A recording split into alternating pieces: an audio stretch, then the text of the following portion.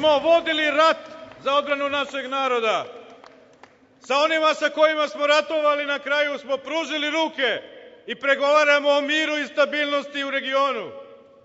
Mi smo ispravili sve svoje greške koje smo napravili, ali verujte, koliko god da smo mi grešili 90. godina, oni koji su došli posle nas su pokazali u stvari koliko smo svi mi za njih bili dobri.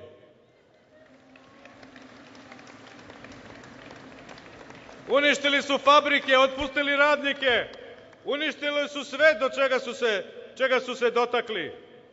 Zato mi smatramo da je naš zadatak da u narednom periodu učinimo sve, da pretegnemo na vagi, da Srbija ide u boljem i pozitivnom pravcu, da Srbija bude jaka, velika, da bude poštovana u svetu, da naši ljudi žive onako kako zaslužuju, da Srbija bude normalna zemlja u kojoj će moći ljudi da dobijaju radna mesta i da ostaju da žive u njoj.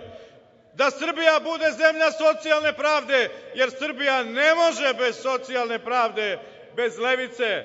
Zato je Socijalistička partija Srbije zajedno sa našim koalicionim partnerima važna za budućnost Srbije.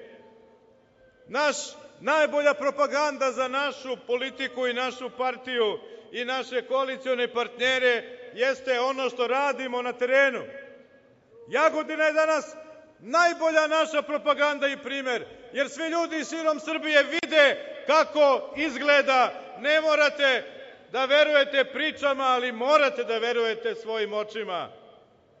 Kakav je domaćin u Jagodini, takvi mi domaćini želimo da budemo u Srbiji.